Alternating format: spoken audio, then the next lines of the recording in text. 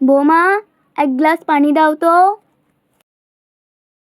কি ব্যাপার, কখন পানি চেয়েছি এখনো পানি দিল না? বৌমা, বৌমা।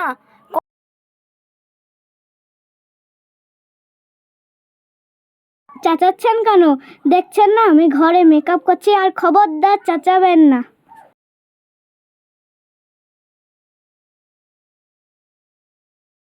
হাই হাই রে, আমি কি বৌমা এনেছি ঘরে, আমারই ভুল। দাঁড়া, আজকে আসুক অর্জুন, আমি সব বলবো।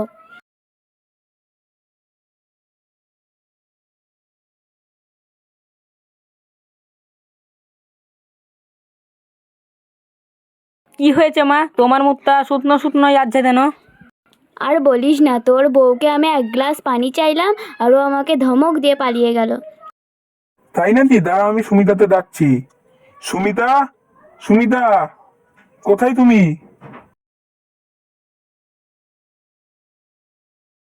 কি হয়েছে, এত চেঁচাচ্ছ কেন?